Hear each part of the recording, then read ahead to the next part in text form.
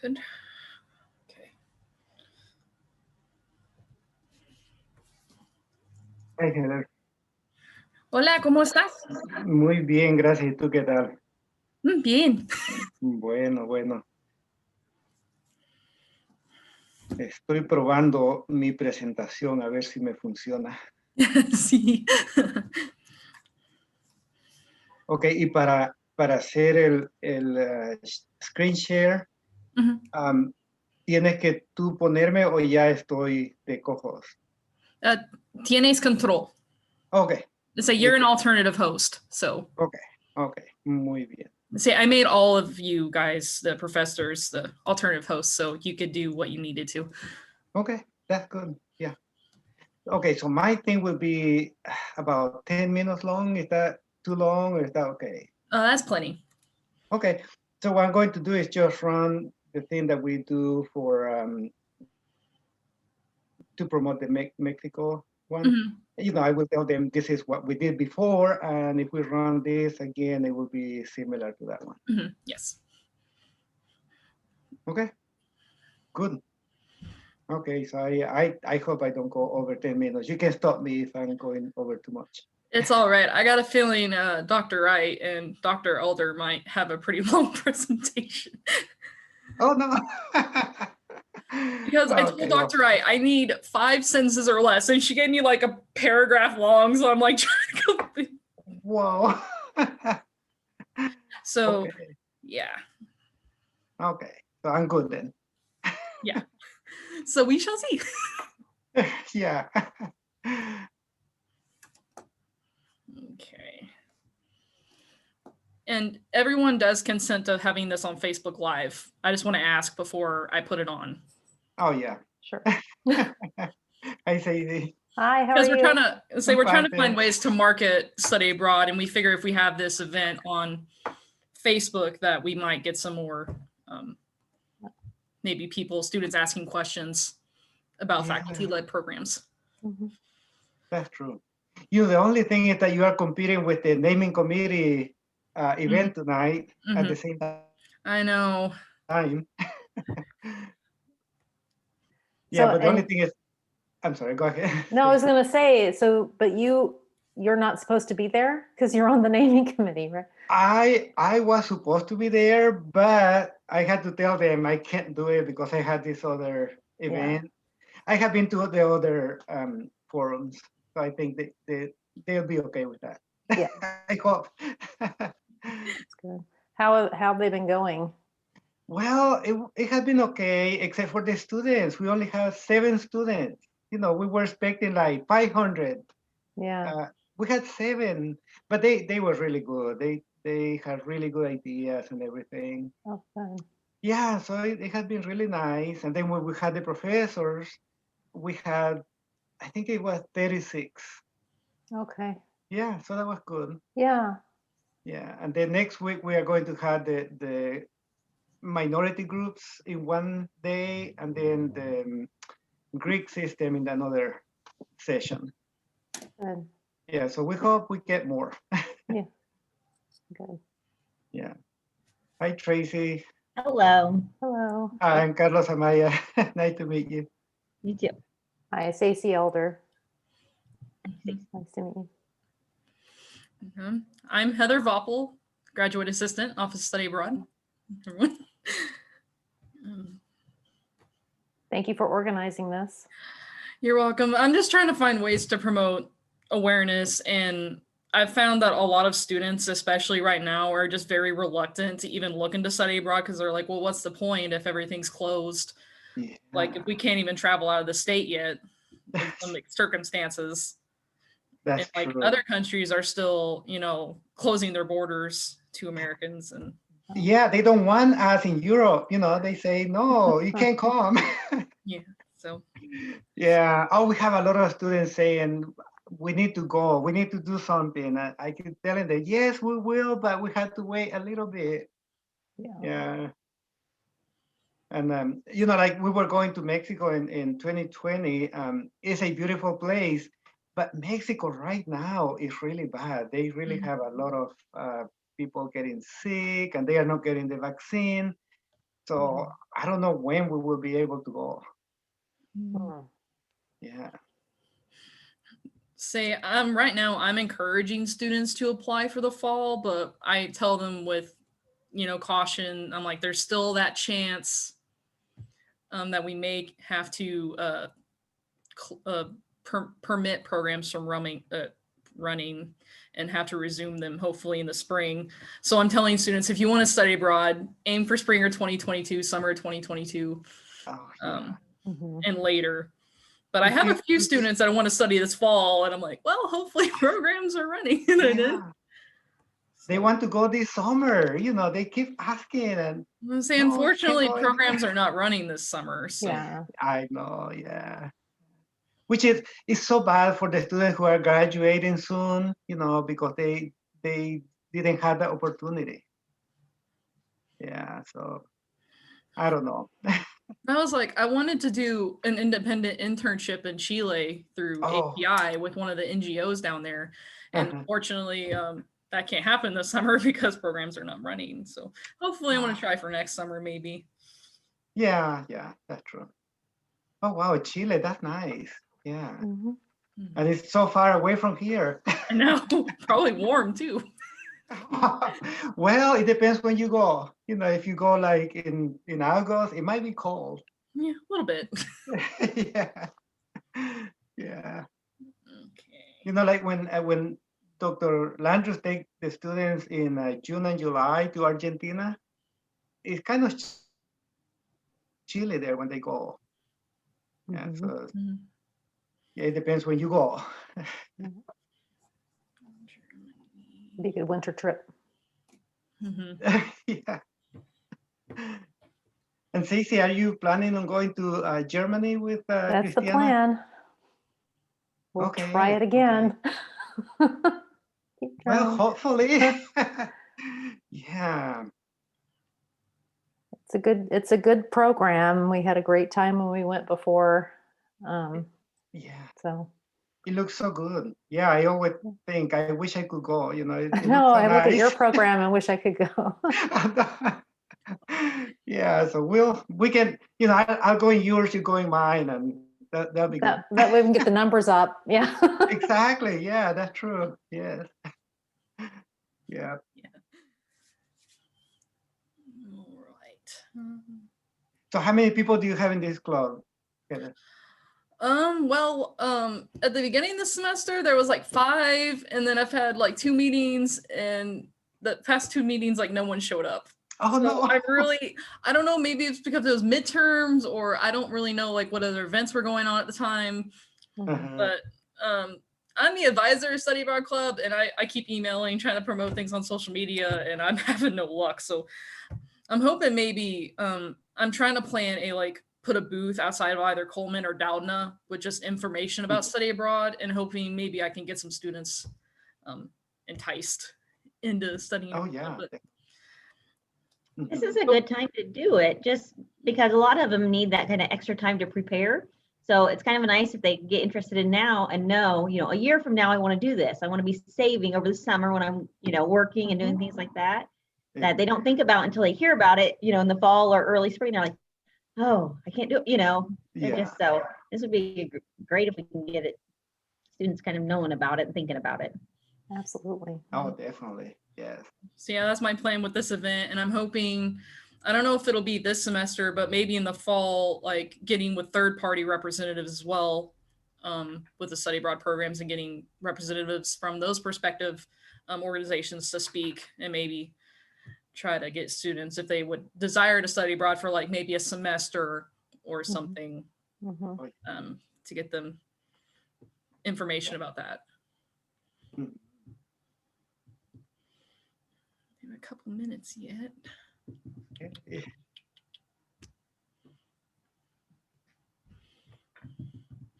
So how's everyone's day going? Yeah, very good. Except that it's raining right now. I just went out and it was raining hard. I know. So yeah, here it's supposed to rain tomorrow as well, Oh, unfortunately. Oh no, Maybe this weekend might be nicer. Yeah, I hope so. we'll be grateful for the rain later. That, we'll be grateful that we had the rain. That's true. Yeah. Yeah, Till because we it's get, gonna get real warm and then everything's gonna dry. It'll dry up. yeah. Yeah, we usually get around August and and then it doesn't rain. Right. Yeah. Yeah. But no, well, yeah, it's nice. At least it's not cold. Yeah, at least it's That's decent. Yeah. All right. Hello, Hello, everybody. Christiana. Hello. Oh, Who is here? I don't have a list. I can see everybody. Okay. Well, Heather Voppel's here. Carlos is here. Hi, Heather. All right. This way to go ahead and get this on Facebook Live real quick.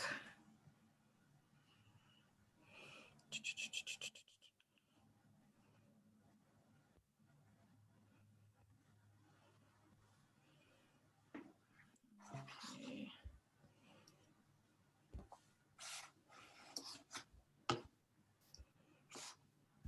Why isn't it showing up? Here we go. Okay, Heather. And where's the order that you have us going? I figure I was just gonna do it in the order of the flyer. I don't have the flyer. Sorry. Well, Dr. Maya will go first, and Okay. then Okay. Tracy will go second, and then Dr. Wright and Stacey will go last. Is that okay with everyone? That's Oh, fine. that's fine. Just tell us when to start and we'll do it. I figure I'll wait just a couple more minutes to see if any more students will get on here. Okay, where's my, there we go. See if any more students. And actually, this is a good time, because they already have finished their dinner and they are getting ready for homework, and so it's a good transition, I Well, think. and a lot of the students I had for Study Abroad Club are also part of LASSO, and they do theirs Thursdays at 6. So I'm like, well, maybe I can get some of them right after. Yeah, It's been quite an interesting Ah. semester. It has been. yeah. Hopefully they finish their meeting on time. Yes. Okay. Wait one more minute. How is Anna there? I see a person named Anna on our screen.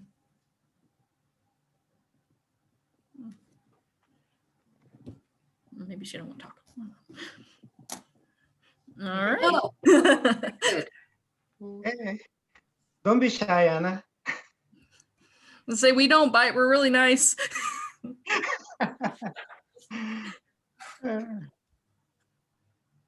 Okay, now how do I? Good. Well, I guess we can go ahead and start, and if anybody comes in late, I'll admit them in.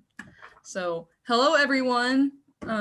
I'm Heather Voppel, and I am one of the graduate assistants for the William V. Weber Program in Study Abroad. And for tonight's event, we have with us 4 wonderful faculty who are willing to take time out of their schedules to come and speak to you all about their prospective faculty-led study abroad programs.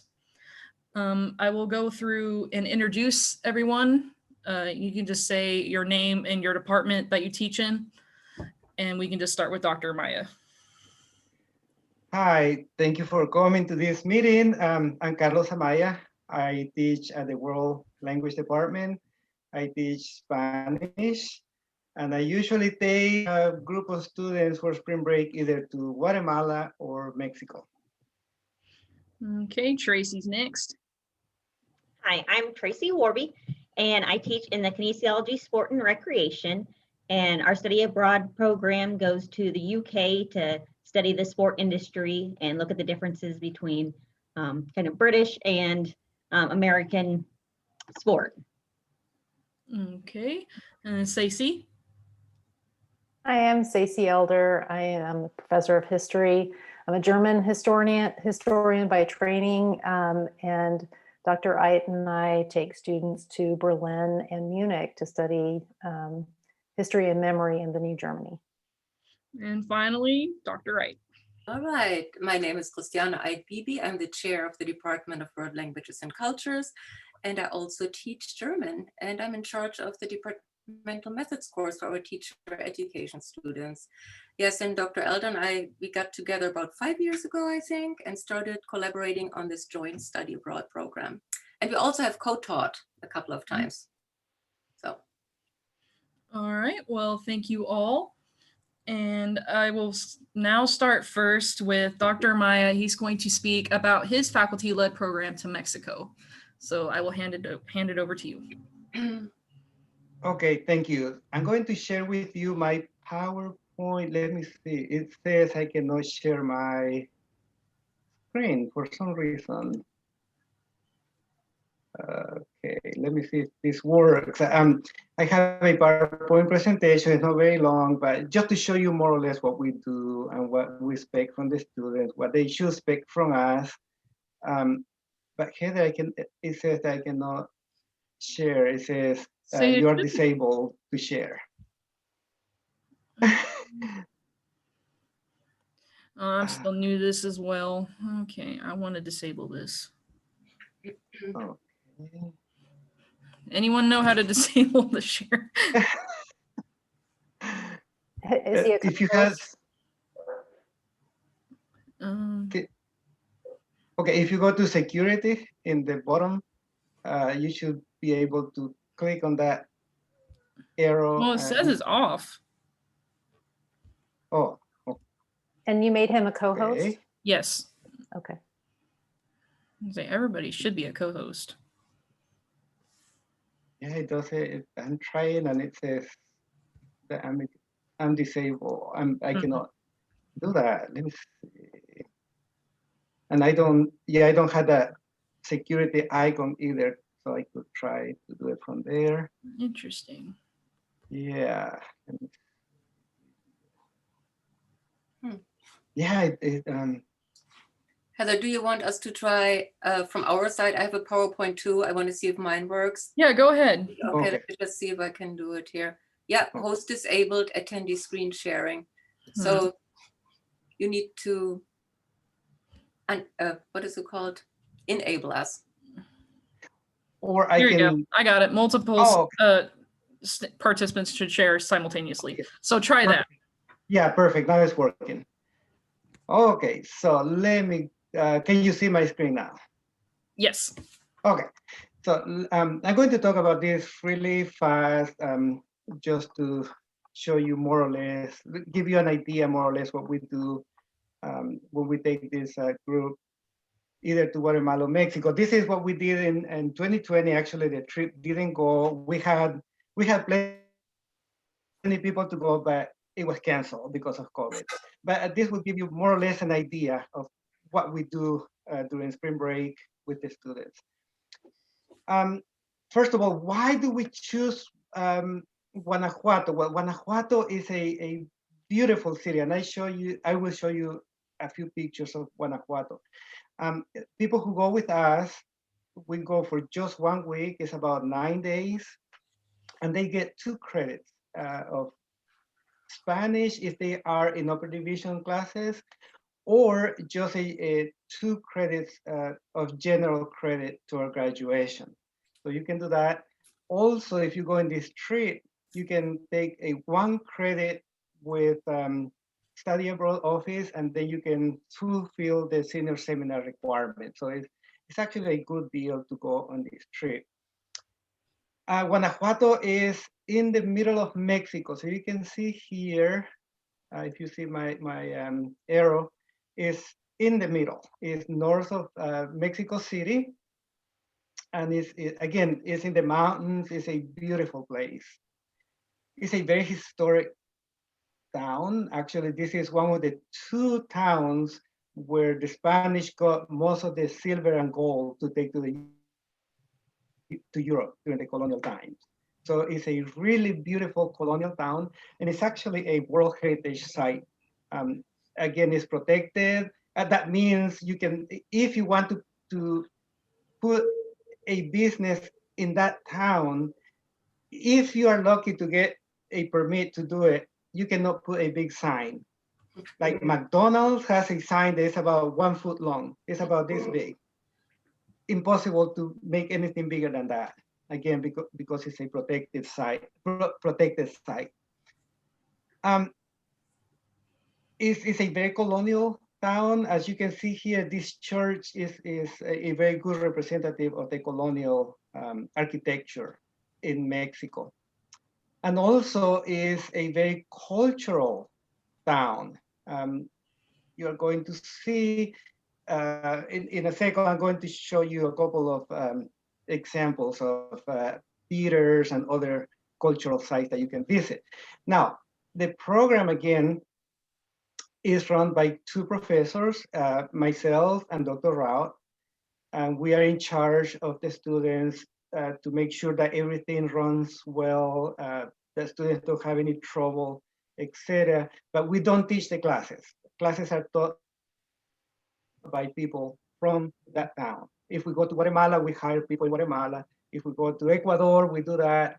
So we don't teach the classes, but we make sure that the experience the students have is great, that they actually hear it when we have to Guatemala.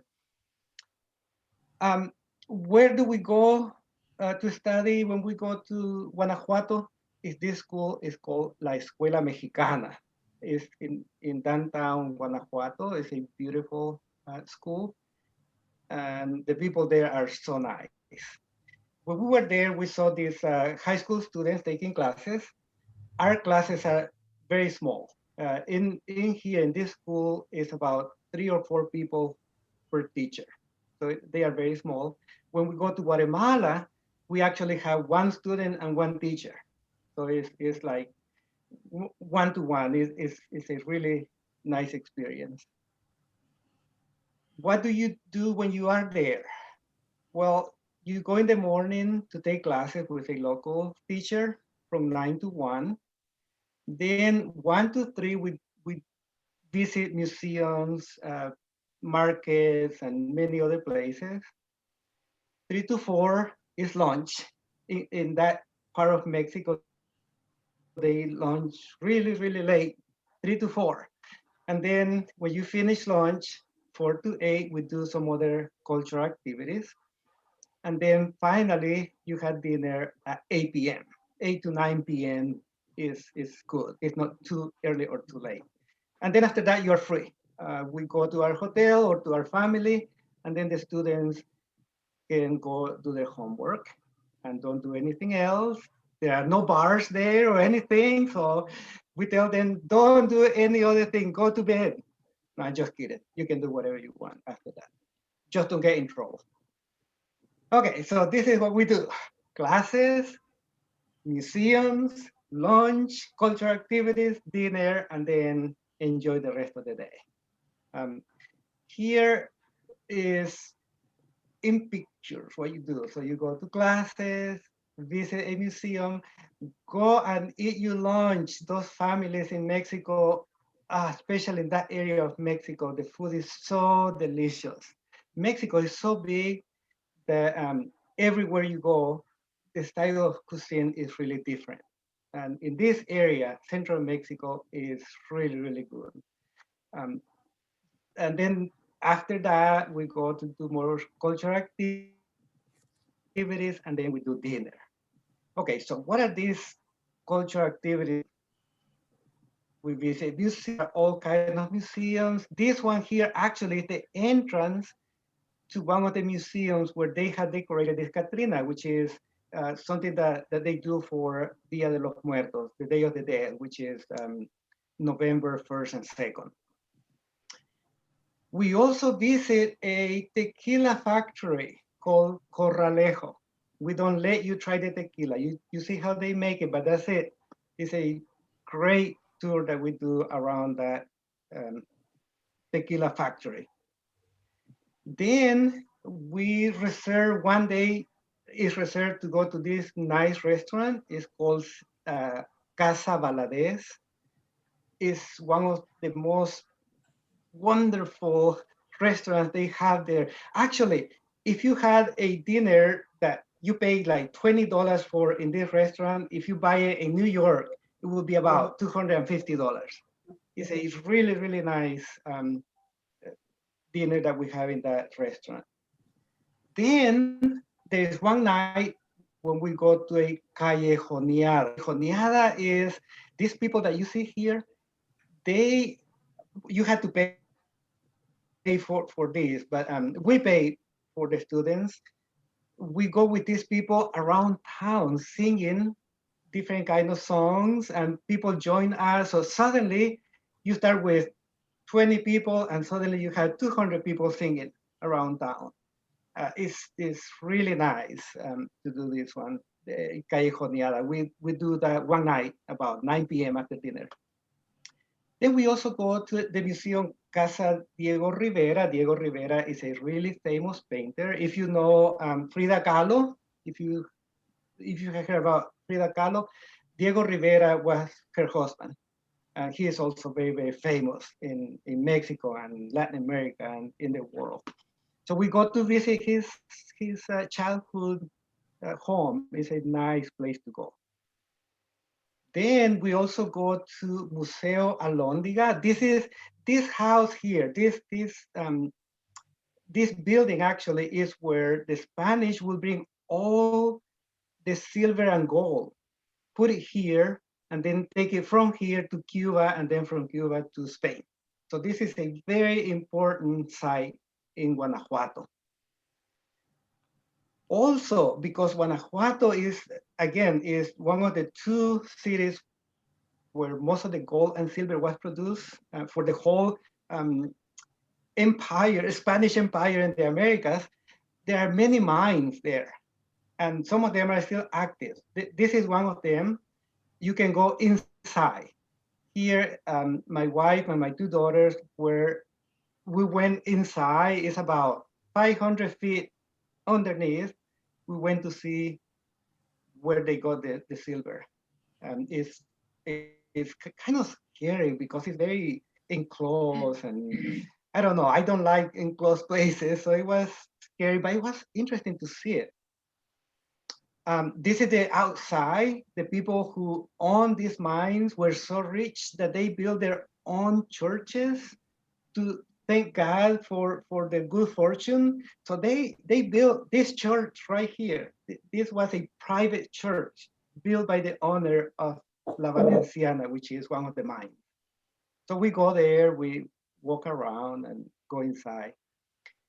Then in between classes and lunch and cultural activities, you can also go with somebody else in the group and go to a market. Like in this case, my daughter is here. She's buying candies, all kind of candies, very cheap.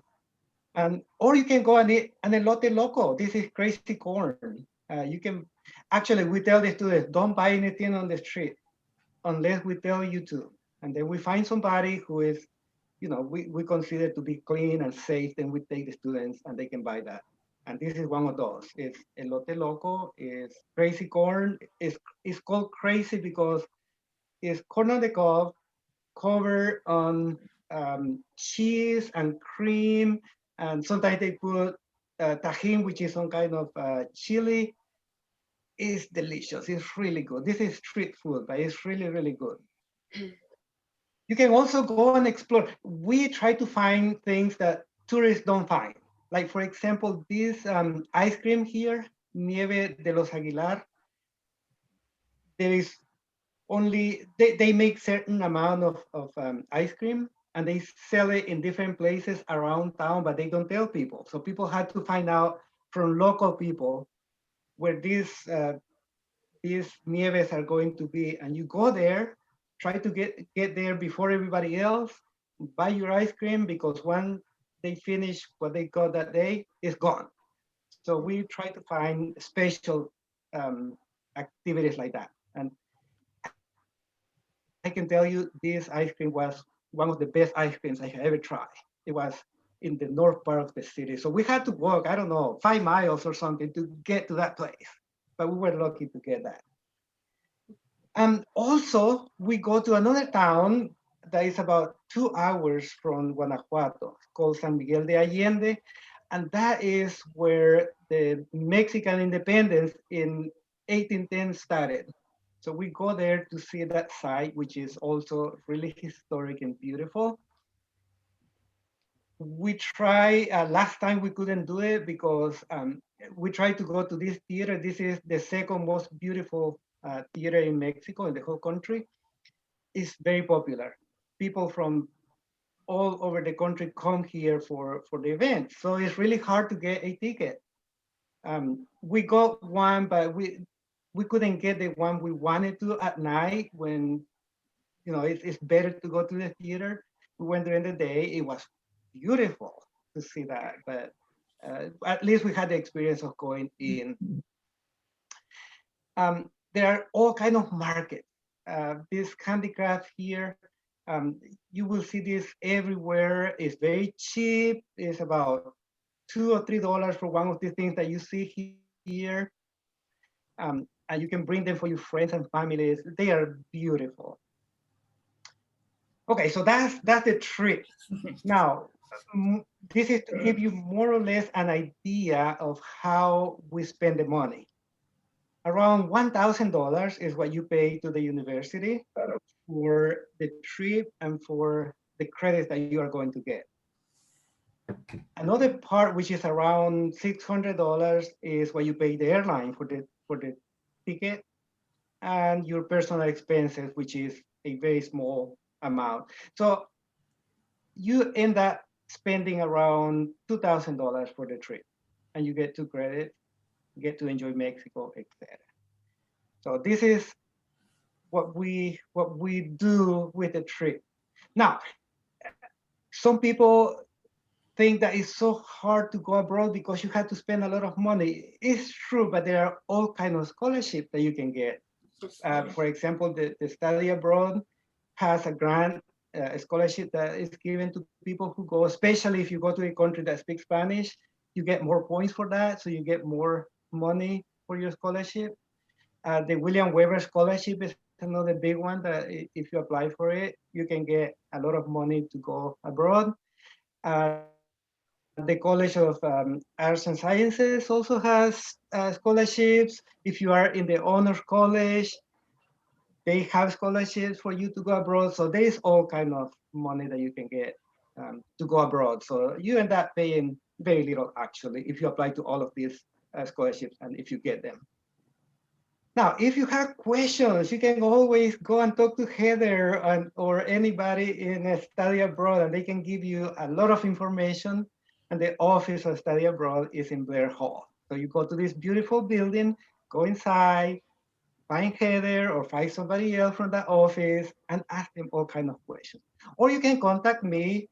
My email is ccamaya@eiu.edu. You can always send me an email and I'll be glad to tell you everything about Mexico or Guatemala, or whichever program we are running that year. So just to give you an idea, more or less, how you can plan. Around October, we are announcing the trip. By November 8th, you have to decide whether you are going or not. By the middle of November, you have to tell study abroad, yes, I'm going in this trip. I'm going to pay my down payment, which is, in that case, was $300. I don't know how much it's going to be next time, but it's about that. And again, by January, we are ready to buy the tickets, and the first week of March, we are gone. So we have fun, come back, and when you come back from Mexico or Guatemala, you are excited to continue with your classes here in Charleston. That's my presentation. If you have questions, you can ask me at any point. All right, thank you very much, Dr. Meyer. Are there any questions from anyone? Don't be shy.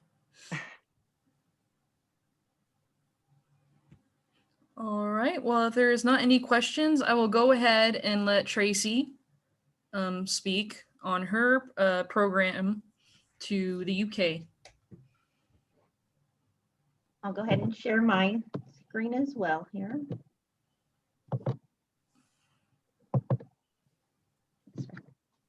Okay, so I am going to be talking about the sport industry in the UK.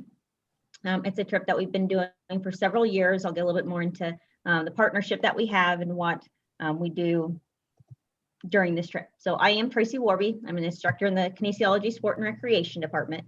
I've had the opportunity to go on the trip, not this past trip, but the one prior to that. So one time, and I did put my email on there. So you want to jot that down. We take any questions at any point about it so that all your questions get answered best we can. So a couple of things to note is it does not have to be sport management majors. A lot of times we do take people through the KSR department, so exercise science, sport management, but it is open to anyone that has an interest in the sport aspect or even just a business aspect and want to see how some things run, you know, differently between the States and the UK.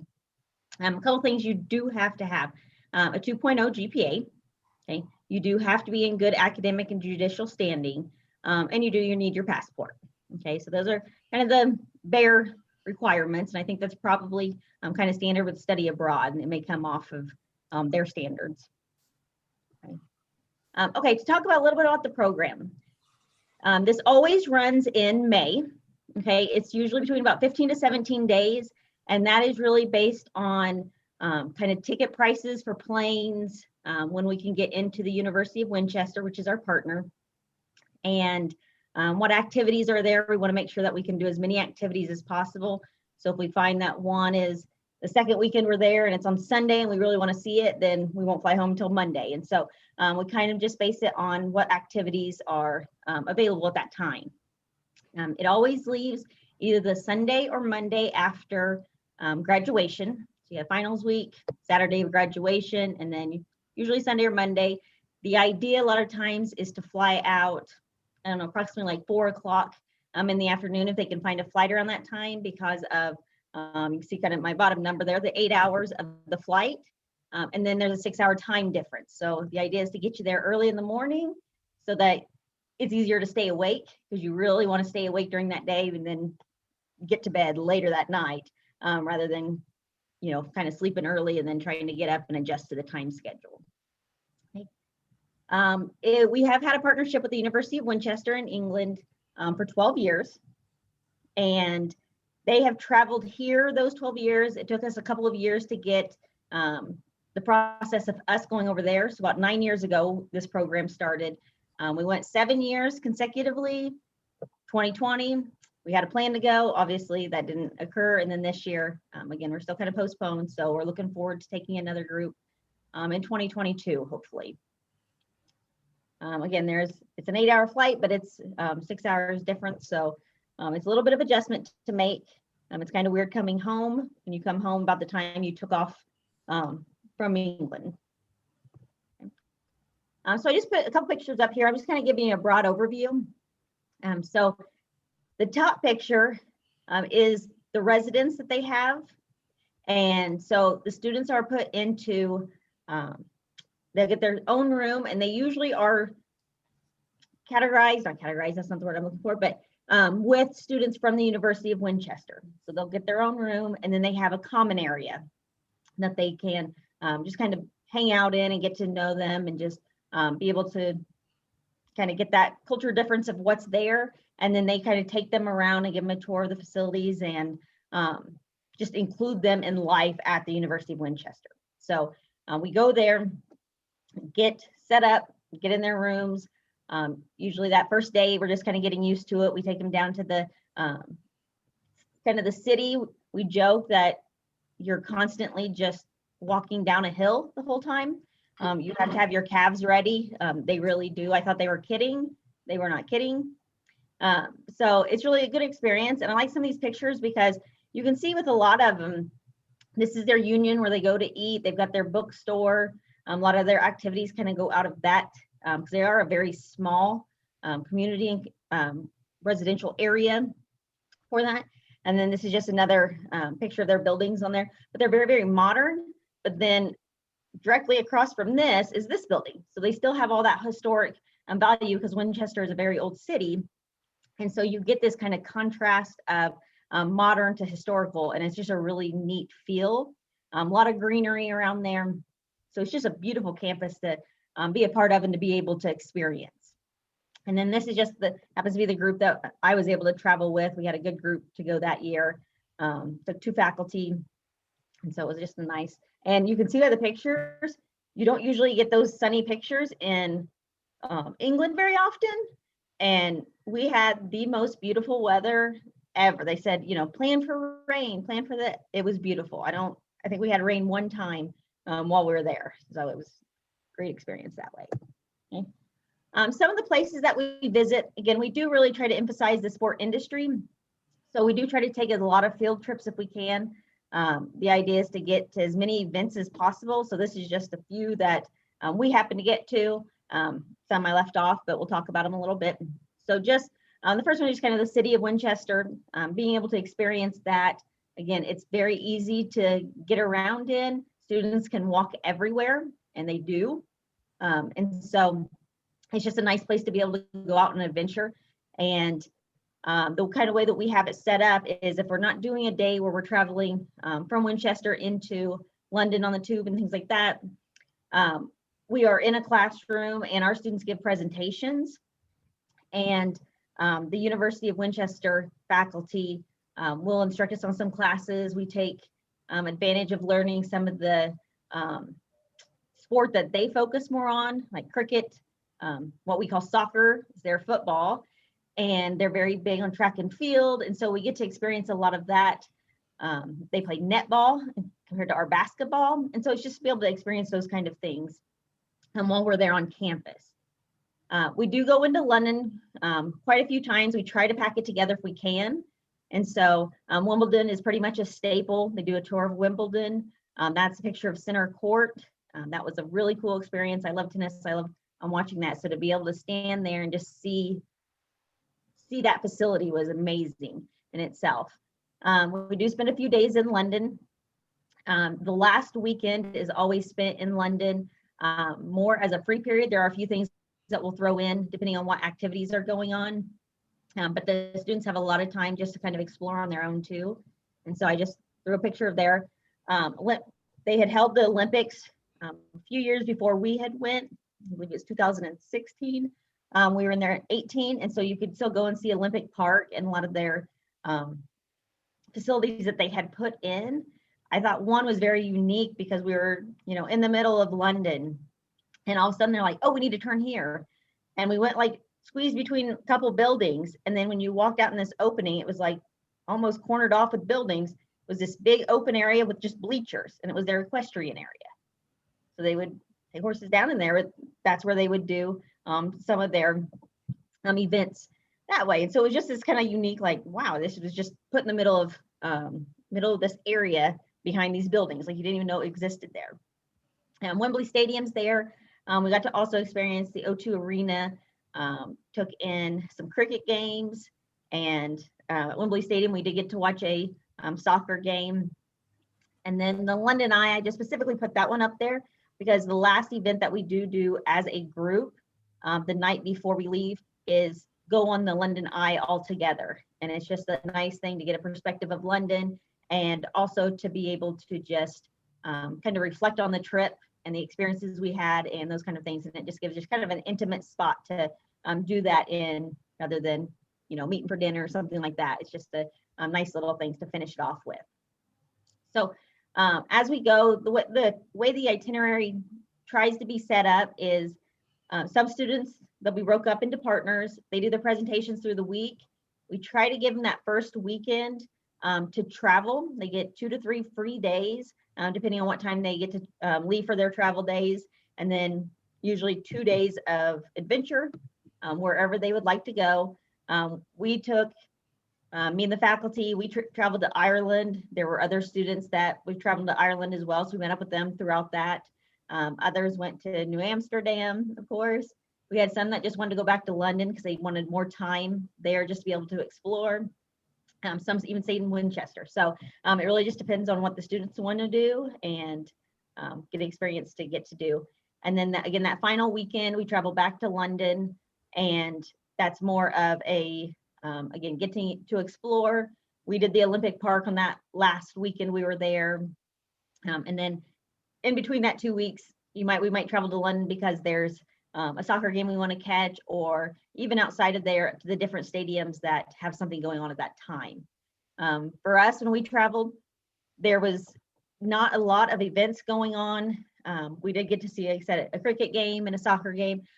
In the O2 Arena, we really wanted to experience that setting. And so we went to a professional darts event, and they explained to me that it was fancy dress. And I was like, okay, you know, like, gotta take some nice clothes. And they said, oh no, it's fancy dress. What we would consider fancy dress is not British fancy dress. It was chicken costumes, bunny rabbits, crazy hair, you know, it was like Halloween. That was their fancy dress. And so it was just an interesting time to at least just observe people. So that was a fun event, just even though you don't really think about darts as something you might do, but the students really enjoyed it. We enjoyed it. And so that was a good experience as well. So I'm not going to kind of read these quotes. These are just a couple things that students had said in the past that have been on the trip. But I'm just kind of wrapping this up a little bit. This is one thing with study abroad that I did not do as a student when I was coming through, and something I did regret not doing. And so with the opportunity to do it as a faculty, to be able to co-lead with one of my colleagues, it was just really a great experience. The students get a lot out of it. We get a lot out of it. It's enjoyable. And so I do just recommend, you know, whatever program it is, to take advantage of it. If you can, whether it's, you know, financially. He talked about some of the scholarships. Our college is very good also at making sure that the students in need are able to get scholarships. We've had great success with that. So planning ahead and knowing, you know, what opportunities are out there and how to plan for it and how to save for it and kind of get that ball rolling is a great way to get ahead and get to go on a study abroad. And I think you should really try to do that if not possible. And then if there's any questions, be happy for them. All right. Well, thank you, Gracie, for your wonderful presentation. Now, are there any questions from anyone? All right. If not, we will go on to our final presentation, which will be put on by Stacey and Dr. IBB on their trip to Germany. All right. Okay, let me see. Can you see my PowerPoint? Did it come up? Yes. Oh, perfect. Okay. So I suggest I will start with giving you some general program facts. And before I show you the pictures that we took the last time we went to Germany, I think Dr. Elder will give you a general introduction to the program. Does that sound okay? All right. So we will take students to Berlin and Munich. We collaborated on this project several years ago. We took students abroad for 3 weeks. I think it was 2015. We advertised again last year, but because of COVID, of course, it was canceled. So it's run by both of us, Dr. Elder as well as myself. And it is not just for history and German students, as I will explain in a minute. First, the program takes altogether 16 days. We spent 14 days in Germany, and there's 2 travel days involved. Actually, originally, when we first ran the program, we ran it over 3 weeks, but in order to save students money, tuition money especially, we cut it to 3 credits and 2 weeks. So our usual travel time is mid-May to early June. We usually leave right after, you know, the week after finals week. So we try to schedule it as close to the closing of the spring semester as possible. And we are back in early June. The program is 3 credits. Weekends, as most programs obviously, are for your own travel, but you can also join us, faculty, to go on our little trips. Now, the first leg will be in Berlin. While we are staying in Berlin, we will take field trips to Dresden and Sachsenhausen. And there also is an optional weekend trip to Potsdam, which is not too far from Berlin. Then we travel by high-speed train to Munich. And from there, we will engage in field trips to Nuremberg, Dachau, Berchtesgaden, Neuschwanstein Castle. And we also have an optional field trip to Salzburg, Austria during that time. All right, a little bit more about the program facts. It's open to all students. There are no German language skills required. The program is fully taught in English. However, German students will complete assignments in German for German language credit, like their daily journal, for instance. The program fee includes housing. We stay in centrally located youth hotels. Youth hotels are comparable to 2-star hotels. They're very basic, but clean and very safe. Students stay in double to triple rooms. Breakfast is included. It's a substantial, I would say, good continental breakfast. And they're used to catering to American tourists, so you will find some scrambled eggs. But the selection of cereals is, compared to America, I think pretty small. You might get 2 Cocoa Puffs and cornflakes. All right. So the program fee includes all field trips and admission costs in Germany, transportation within Germany, bus, subway, and train, and also 1 group dinner in the Hofbräuhaus in Munich. The last time we put the program fee together, including housing and breakfast and everything, it was around $1,800. All right. So your own expenses would be, you would be in charge of booking your flight, Chicago to Berlin. We fly to Tegel Airport, and also the return flight from Munich back to Chicago. Last time, I think last year, the round trip was about, well, $1,200. Of course, if you have frequent flyer miles, it's a little bit less. You would also have to pay for your passport, and you would also pay for lunches and dinners, which will be taken on the road. So depending on your nutritional habits, that can be $20 or $30. We like it that way. We don't like to be tied to a hotel or an institution for lunches or dinners, because we are moving, we are visiting sites. We are not staying in a city all the time. We are on a lot of field trips, and we like to have dinners and lunches at the open markets or whatever restaurants present themselves. And of course, personal expenses, souvenirs, and so on will be covered by you. And of course, then the tuition for 3 credits. Now, the program itself merits 3 credits. And in order to get these 3 credits, you pick your history course, or you can pick a German course. So you can get credit, for instance, for the history course, Modern Germany, for an independent study, for the topics class. In German, you get credit for culture and civilization on independent study or topics. You also, and this is new, we didn't offer that before, it has a literature component. You will be able to get Gen Ed Humanities credit, and you would sign up then for German literature in English translation. And you can also get senior seminar credit. So there's quite a repertoire of options for you to pick your 3 credits from. All right, and before I engage on the little picture show, maybe Dr. Elder, you'd like to give us the scope of the overall program and why we decided to collaborate on this really exciting program. Yeah, thank you. So this program focuses on the sort of post-45 history and culture of Germany by focusing on how Germany went from being a genocidal fascist state in the middle of the 20th century to being the largest and most successful, arguably, democracy in Europe. And so we look at how Germans came to terms with their Nazi past. And we do that by examining the culture of commemoration that developed after 1945. And so we focus on Berlin, which was the city of the Nazi regime, and Munich, which was the city of the movement before 1933.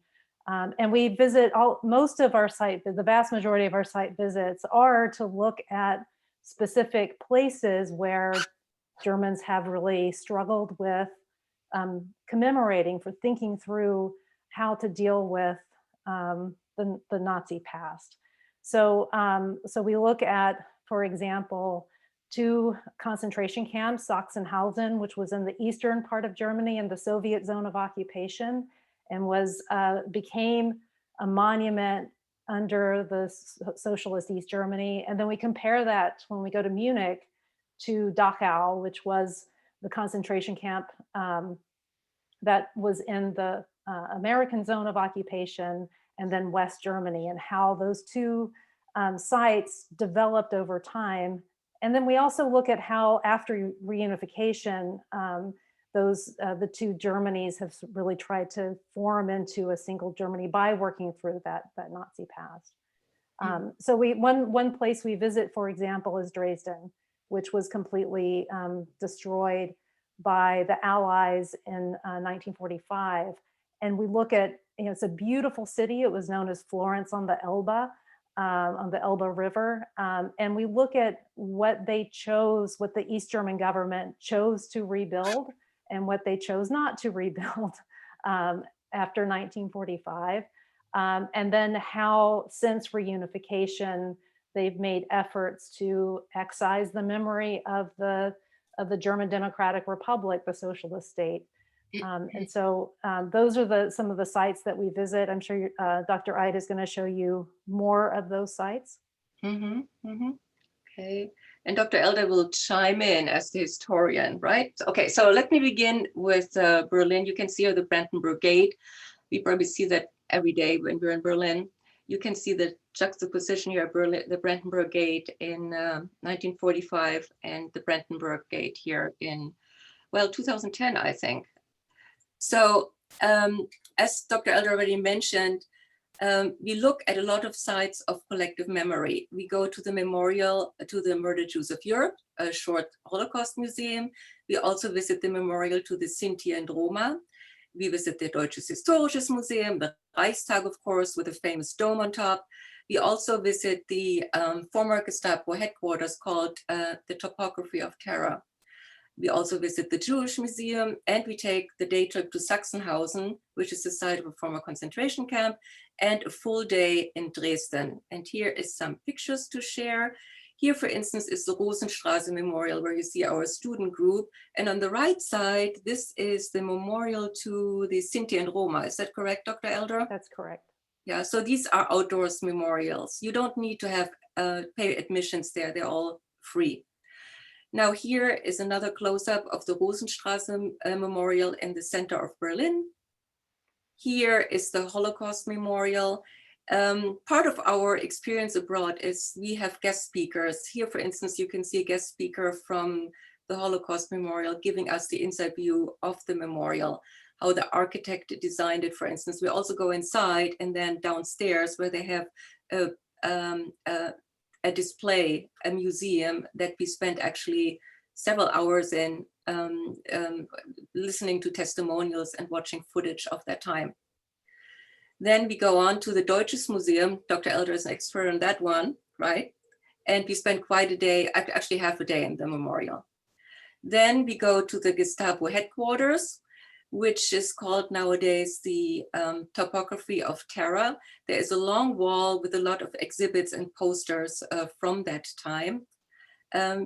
Usually our students also get a headset where they can listen to English explanations of the different displays. Okay. Of course, what we also try to do is combine the educational also with some relaxation. You will have plenty of time at night and during the weekends to explore Berlin, to discover Berlin on your own. Here, for instance, we're on top of the Reichstag at a beautiful May evening in Berlin. Here we are, just on our little field trips through Berlin. You will have plenty of time just to walk around. Berlin is very walkable, actually. Eat, drink, shop, and explore. Berlin in the spring especially is beautiful. And we were very lucky, actually. We got blue skies pretty much all. I don't think it rained once when we were in Berlin several years ago. Here, of course, you see the wall. And we spend well, nowadays you actually have to look for remnants of the wall. So the East Side Gallery has a piece of the wall.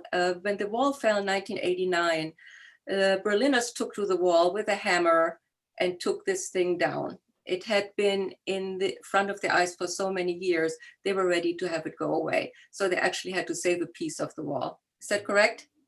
That is correct. I think the East Side Gallery is probably one of the most famous points in Berlin. Now, one weekend trip, and this is an optional one, we go to Potsdam. There's a famous castle called Sanssouci built by the old Fritz, a famous Prussian king.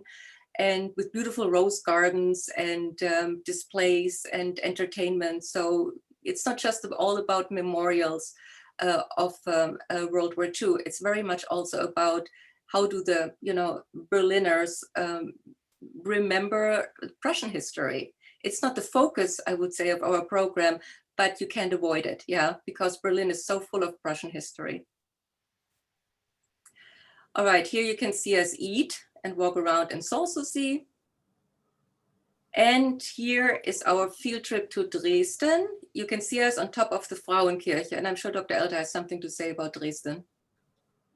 Oh, well, just to add to what I said before, the city is really beautiful. When they rebuilt it under the GDR, they rebuilt many things. One of the things they did not rebuild was the synagogue that was destroyed. Mm-hmm. And so we talk about the controversies over what they chose to remember and what they chose to forget when they rebuilt after 1945. Mm-hmm. Okay. So after 1 week in Berlin, then we head towards Munich. We usually take the high-speed train. How many hours? I forget, maybe 4, 5, 6 hours, and we are in Munich. Here you can see a view of Munich, the famous Glockenspiel, and of course the Hofbräuhaus. And we would not dare skipping the Hofbräuhaus. So here we see some sites of memory. Dr. Elder, that is a picture of? That is the memorial. It was originally the memorial to the fallen of World War I. It is now a memorial to the fallen of World War II and the victims of war. Yeah, and you can see staircases where you can walk down. Now, this is an interesting street in Munich. As Dr. Elder already mentioned, yeah, it was the city where the movement began, yeah, the Nazi movement. And there's this interesting path in one of those cobblestone streets, which has a significance, correct? That is right. Okay, so, but we're not going to tell about it yet because you're going to discover it, yeah? Here is one of the memorials we visit. That's the inside of the one we were just looking at, the memorial to World War I. Mm-hmm. The soldiers of World War I. Okay, so one of our field trips takes us to Nuremberg, which you may know as the site of the rallies. It's a beautiful medieval city, but it also was the site of the horrific Hitler rallies, Nazi rallies. And here you can see the old arena, which is, well, still in existence as a fragment. This is the sites that we explore. You may have seen pictures when you watch the History Channel. Here is the documentation center that we spent an afternoon in, looking at the displays about that particular time, and especially the role of Nuremberg and its citizens in staging these rallies.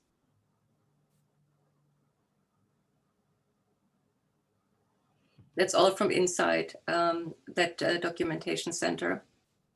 And of course, here we go to the site that many may remember from the History Channel, where Hitler held his speeches.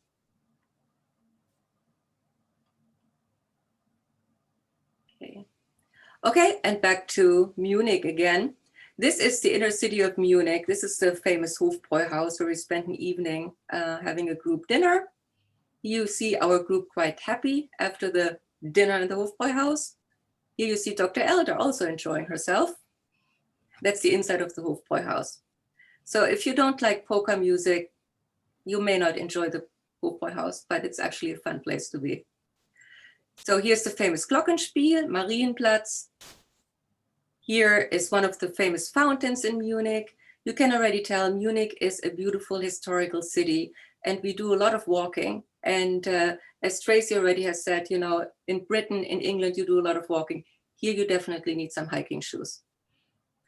One of our field trips takes us to Dachau, as Dr. Elder mentioned, and we compare Dachau with the other side of concentration camp Sachsenhausen.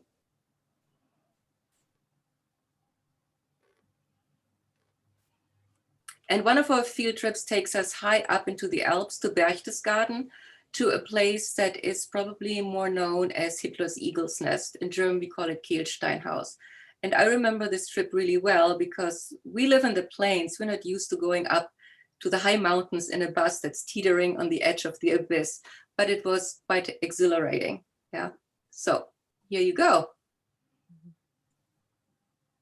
Okay. And one trip, which is not really dedicated to historical memory, leads us to Neuschwanstein Castle, which everybody knows as the fairy tale castle. You've all seen posters of it, right? So we spent one day up in the castle, having some fun as well. Here you can see a picture of the castle. Okay, and this is not mandatory. You don't have to buy a dirndl to hike up there. It was just several of our students decided they wanted to look like locals and bought themselves little dirndls and walked up that mountain. And here is a quick photo of our optional weekend trip to Austria. We actually spent a day in Salzburg. Again, this is not mandatory, but we decided we had some money left over. We decided to take the train to Salzburg. It's just an hour and a half from Munich. So it's easily, you know, you can easily reach it within a day. And here you see one of our students right in front of Mozart's birth house. Sound of Music fans were very pleased with that trip. So I think to wrap it all up, you can see what we try to do in these 2 weeks. We see a lot of historical sites. We have a lot of discussions, and I should probably add, a typical day in Germany looks like that.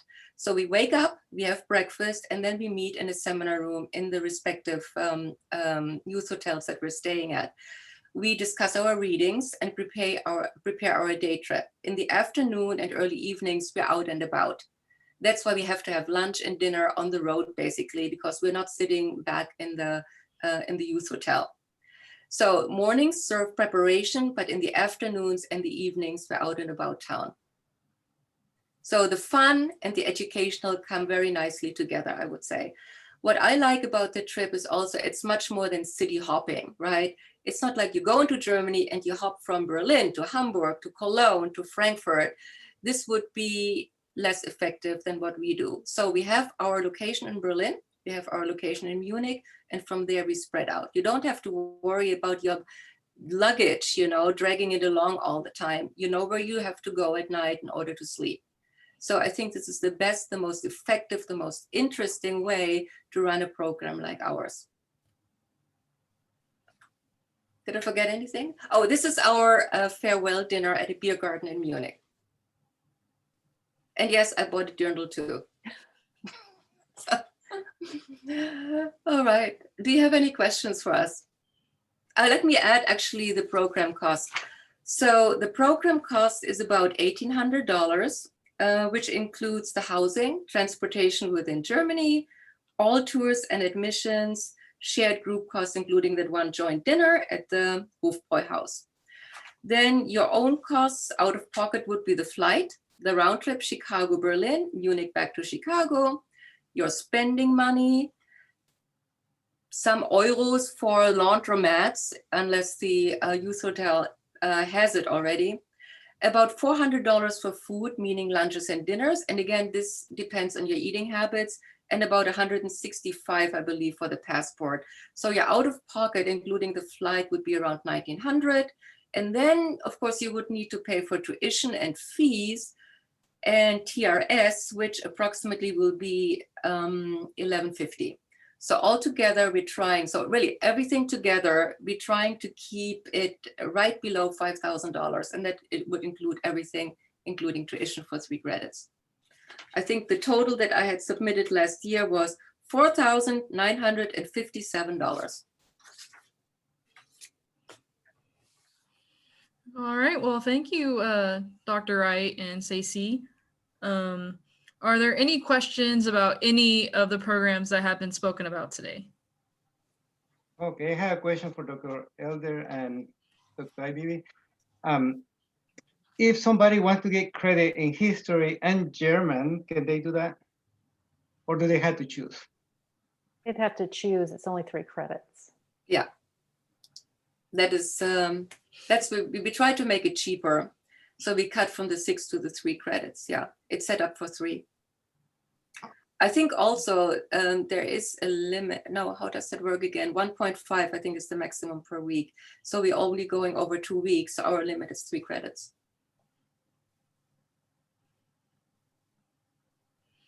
All right, are there any other questions?